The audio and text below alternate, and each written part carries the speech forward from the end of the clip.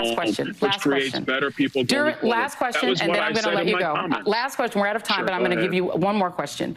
During Jim Crow, could your family have existed? You are in an interracial marriage. Your wife is a white conservative activist. Could your family have existed at all during Jim Crow?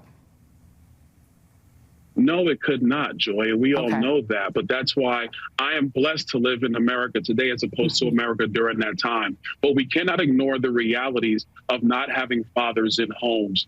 That is important for Black people today and all people today as we move forward for a better America. We are out of time. What I'm grateful for is that we do not live in the Jim Crow era and that fathers do not face the threat of lynching. I'm very grateful of that. Perhaps don't bring up Jim Crow when you're trying to make that example. Representative Byron Donalds, thank you for being here, and we'll be right back. All right, guys, so this video is just another example of how the mainstream liberal media is simply an arm of the Democrat Party.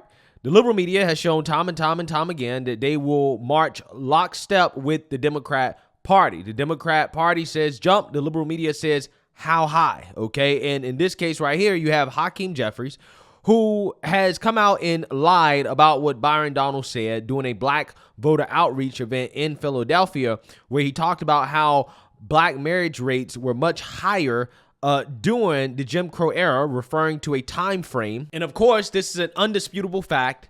And because it's an undisputable fact, Democrats decide not to deal with the facts, and they just lie and say that, well, he said that Black people or Black families were better off under Jim Crow, which is something that he did not say at all, okay? Only a stupid person would interpret what Byron Donalds said as Black people were better off under Jim Crow. But because the mainstream liberal media and the Democrats believe that the American people are stupid, and most importantly, they believe that Black people are stupid, this is the propaganda that they're all pushing, okay? Hakeem Jeffries said, jump. The Black liberals, the Black propagandists in the mainstream liberal media said how high, and they've run with this lie that Byron Donalds said that Black people were better off under Jim Crow. And it's fascinating because you don't have one honest Black liberal in the media that actually is coming out here and not repeating the talking points of Hakeem Jeffries, which is exactly why I tell you guys that, hey, this is just proof that these people are just puppets of Democrats, right? They're not journalists, okay? Because this is not journalism, okay?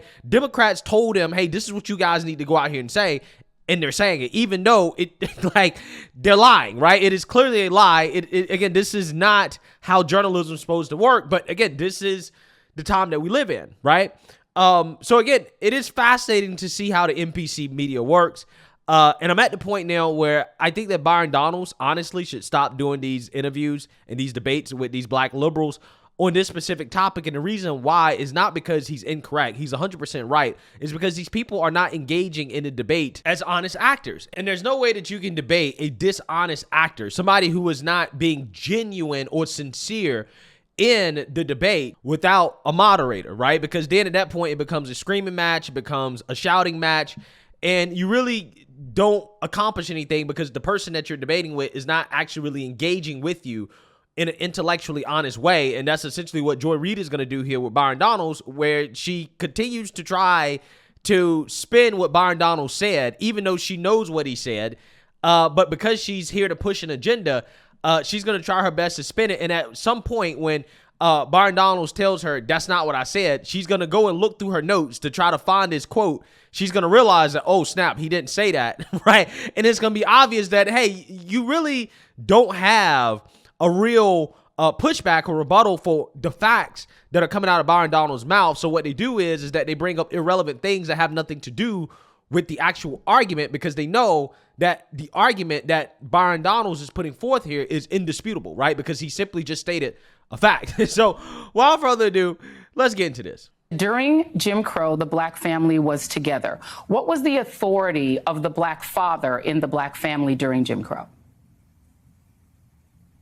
Well, listen, under Jim Crow, obviously, Black people were under great persecution, unfortunately, by Southern Democrats and the Democrat Party overall in the history of our country. That's the fact. And so, well, let me finish now, Joy. And so having the Black man in the home was about first protecting the mom and protecting the kids. Incredibly important. It was the leadership in the home, which is incredibly valuable. And I think what we're witnessing, obviously, the last 30 years, definitely through my generation, is Black fathers being at home is incredibly important for the success of Black children going forward. And it's not just a Black thing, that's everybody. Fathers in home help to breed success for kids moving forward. That is a great thing for our country. That's something that has been proven throughout time. So what I'm talking about is not the golden era of Jim Crow. That's ridiculous. I would never say that. And that is the gaslighting that I'm standing up to, because that's what Hakeem Jeffries, the Biden campaign, Jamie Harrison, and the like are trying to bring up. And unfortunately, the media has followed suit with misleading headlines, and that's wrong. Now I'm going to talk. Do I have a chance? Good. Now, you talked about the Black father being in the family, being able to protect the family. First, I want to read, just for our audience, the definition of Jim Crow, just so we all know what we're talking about. Jim Crow laws were a collection of state and local statutes that legalized racial segregation. They existed essentially from the post-Civil War era. They were meant to marginalize African Americans by denying them the right to vote, hold jobs, get an education, and other opportunities. Those who attempted to defy Jim Crow laws often faced arrest, fines, jail sentences, violence, and death. Now I want to talk about something that happened during this era. You said that what you were talking about was the presence of the Black father in the home to protect his wife and family. Yeah, so before she gets into what she's about to get into, okay, I want you guys to understand exactly why she's framing or reframing what Byron Donalds said the way that she's doing it, okay? This is sleight of hand. This is a trick played by the mainstream liberal media. Basically, she asked him, what is the authority of the Black father in the home doing Jim Crow? Now, again, this is really, irrelevant to the argument, which is about the fact that Black families were together, right? Black families were more intact during Jim Crow, during that time period. The role of the Black father in the home, again, is irrelevant to that actual fact, okay? So because they can't dispute that fact, now what she's trying to do is that she's essentially trying to diminish the importance of the nuclear family, of the Black father, by essentially bringing up an example in which the Black father could not fulfill his role as a father. Therefore, the nuclear family isn't that great of a thing, especially during Jim Crow, because essentially the Black father couldn't protect his family from the white man, right? This is what she's about to do. And I want you guys, again, to understand the purpose of what she's doing. 1943, in the state that you represent, in Florida, a young man named Willie James Howard, who was 15 years old, was lynched. During Christmas of 1943, Willie Howard sent cards to all of his coworkers at the Van Priest dime store in Live Oak, Florida. Unlike the other cards, Willie's card to Cynthia Goff, a white store employee, revealed a youthful crush. His greeting expressed hope that white people would someday like Black people and concluded, "I love your name, I love your voice. For SH, sweetheart, you are my choice." After reading the card, Cynthia's father, Phil Goff, brought two friends to the Howard home and demanded to see Willie. Despite his mother's pleading, the men dragged Willie away and then kidnapped Willie's father, James Howard, from work. The men drove the two Howards, to the embankment of the Suwannee River, bound Willie's hands and feet, stood him at the edge of the water, and told him to either jump or be shot. Willie jumped into the cold water below and drowned while his father was forced to watch at gunpoint. Willie's dead body was pulled from the river the next day. You said that during the Jim Crow era, the importance of having a Black man in the home was to protect his family and to protect his wife. I actually spoke with somebody who lived through Jim Crow. Her name is Merle Evers Williams. And Merle quoted to me a man named Charles Silverman, who wrote in Crisis in Black and White, that in 1890, the year that the Mississippi Constitution was written, the policy of crushing out the manhood of the Negro citizens was to be carried out with success. So the man in the home during Jim Crow had no rights, could not protect his wife from rape, could not protect his son from lynching. So again, why would you quote that era and say that at that time, the family all being in the home together was something we should think of as a good thing? Wow. So I want you guys to understand the logical reach here, because this is one of the most fascinating ass pulls that I've ever heard in my life, okay? What Joy Reid essentially just did, okay? Because she can't dispute the actual facts, okay? She can't dispute that. So now what she's trying to do is that she's trying to argue that, well, the Black family being together during that time period wasn't necessarily a good thing because of this idea that, well, the Black man couldn't fulfill his role as a father because he couldn't protect his family from the white man. Now, she brings up this sad sob story that to emotional people, it might appeal to them. But to people like me that's not thinking emotionally, I'm thinking with my head, my brain, that story is irrelevant. What does that have to do with, again, the actual argument? It has nothing to do with argument, but that's the point. The point is not to actually have an intelligent and an honest intellectual conversation about what Byron Donalds said, because, again, they can't dispute what he said. So what she's trying to do is that she's basically trying to diminish the black man, or the role of the black man, the role of the black father doing Jim Crow, as helpless. You couldn't do anything because of the oppression of the white man. They couldn't even protect their own families. Look at this story right here, this extreme example that I pulled up. So, Joy Reid, are you saying that under no circumstances could the black father protect his family? Are you saying there was no positive role or no benefits to having a black father in the family doing Jim Crow, right? Is that what you're saying? Because that, to me, sounds like what you're saying. You're trying to bring down the black father as somebody that's useless, right? Helpless, can't even protect his own family, even doing Jim Crow. And that's not an argument that I would never make. I would actually make the argument that during that time, the black father was extremely important because of what black people were facing at that time period. And if, despite the fact that black people were facing what they were facing during that time period, the reason why black people persevered and continued to grow as a community and got stronger is because of the role of the black father, right? That's what I would be saying. But no, Joy Reid is actually taking the time to tear down the black father in an attempt to tear down another black man, a black father, right? This is what she's doing. This is how desperate they are, guys. Because, again, if you're really listening to what Joy Reid is saying, what she's saying is that, well, black fathers ain't ish. Black fathers couldn't protect anything. So why should you think about families being together during that time as a good thing? I don't think she really understood the implications of that question and the framing that she just did there, right? For all the people that are offended by what Byron Donalds said, even though what he said was not offensive, what he said was just a fact, what Joy Reid just did was like 100 times more offensive, especially to a black man or a black father, right? It should be way more offensive. What she just said, okay? What she just implied, which is that the black father was useless back then. That is what she's doing. But again, you know, are the pro-blacks going to give Joy Reid smoke for that? Nah, they're not going to give her any smoke. They're going to let this blonde, weave-wearing, culturally appropriating character of a black woman who secretly wants to be white make these types of statements, disrespecting the black father in the role of the black father, just the role of fathers in general, really. They're going to let her do that and get away with it.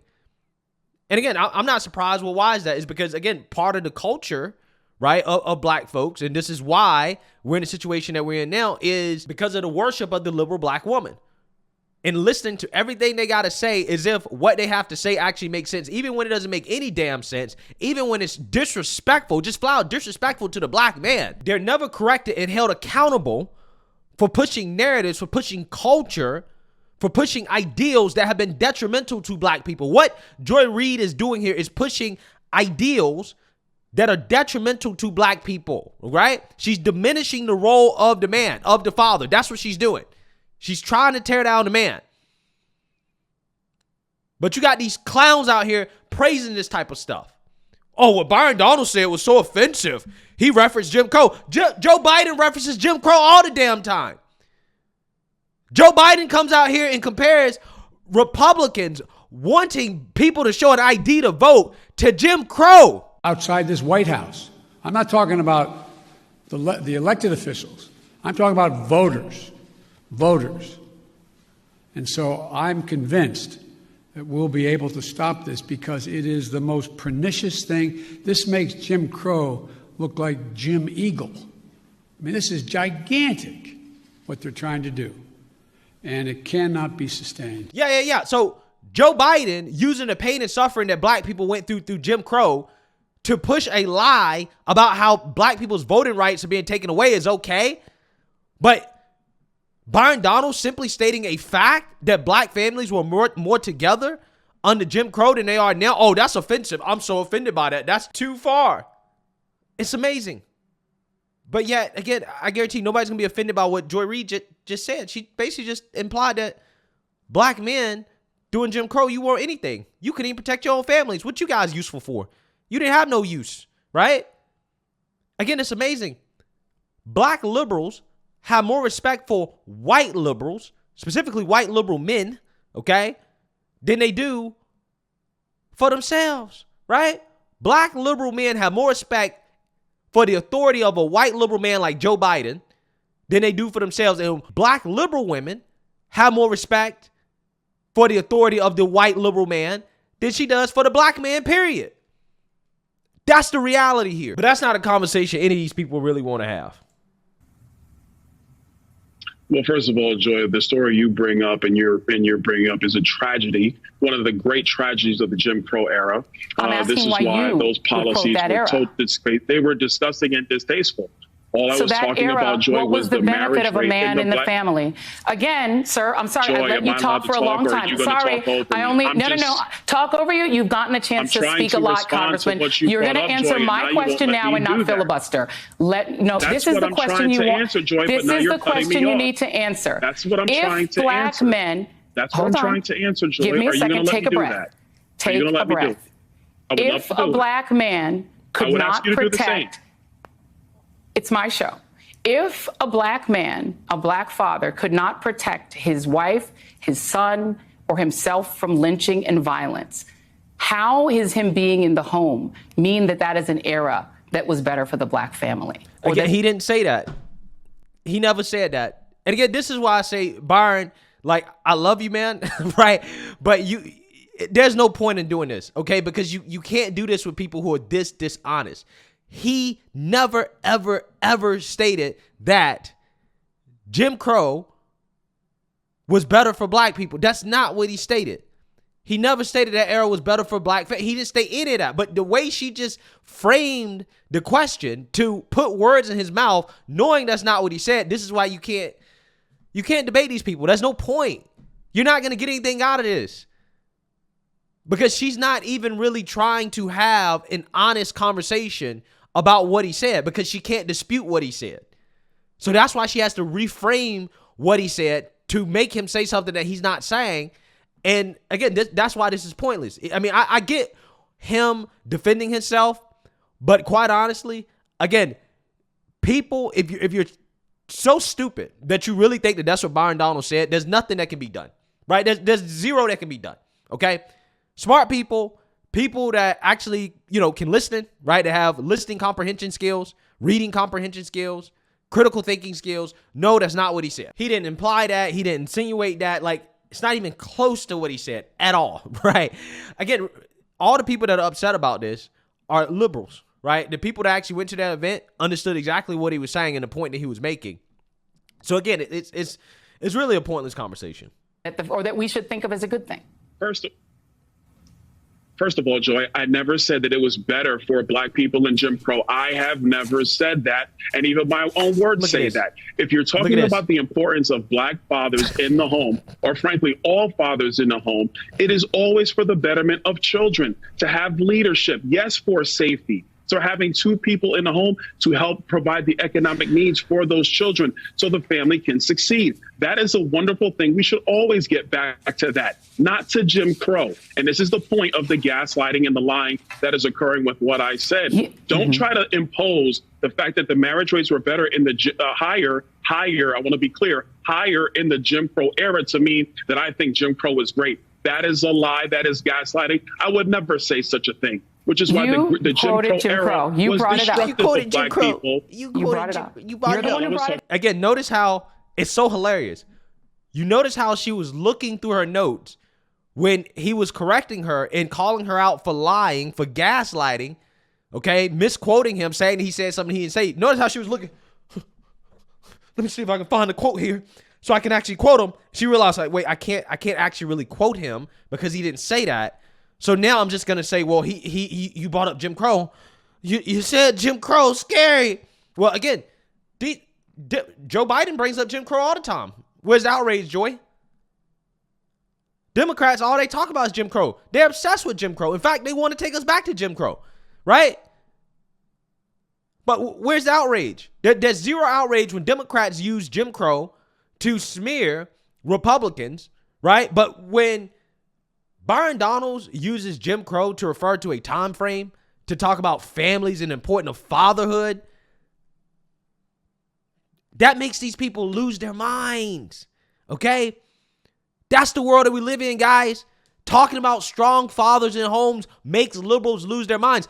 They don't want to deal with the reality of the fact that progressive policies have incentivized the breaking down of the family. Again, notice how she's not talking about that. She's not bringing that up. That would actually be relevant to what Byron Donalds was talking about as well, too. If you wanted to debate whether or not the liberal policies were responsible for the breaking up of the black family, that would actually be relevant. But she's talking about a whole bunch of stuff that are not relevant, that's not relevant at all to what he actually said. And the reason why is because she can't dispute what he said. Yeah, so you seen that, you heard that. Again, I love Byron Donalds, but I personally think that when it comes to this conversation, it's just a waste of time to do it with people in the media who are not going to be honest actors. If they're not going to have a debate about the statistics, which was what he was talking about, like he was talking about an actual statistical fact.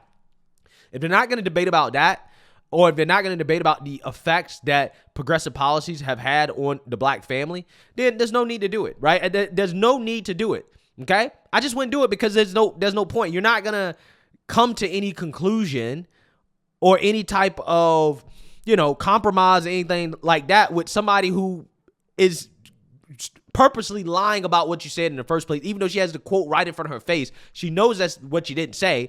But because her job is to be a propagandist for the Democrat Party, she's hell-bent on trying to push the agenda no matter what. And that's not journalism. It's not. And these people wonder why nobody respects them. People do not respect the occupation of journalist, okay, or the industry of journalism anymore because, again, this is not journalism. This is not journalism at all. You can't take the dude's quote and try to say that he said something he didn't say. Right? I mean, come on.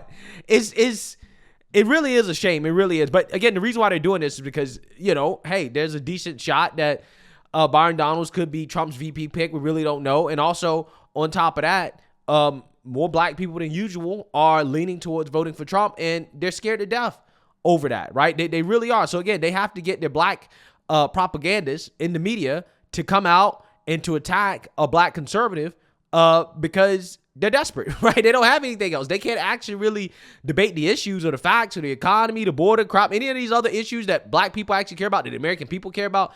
Nah, we're losing on that. So we're going to sit here and try to gaslight the American people and say that this man said something that he didn't say in order to boo-hoo, whine, and cry racism and to try to ultimately smear Trump, because that's really what it's about. It's really about trying to go after Trump, and they're trying to do that through Byron Donalds. So let me know what you guys think. Make sure you like, comment, and subscribe. Most importantly, share a black conservative perspective. Peace.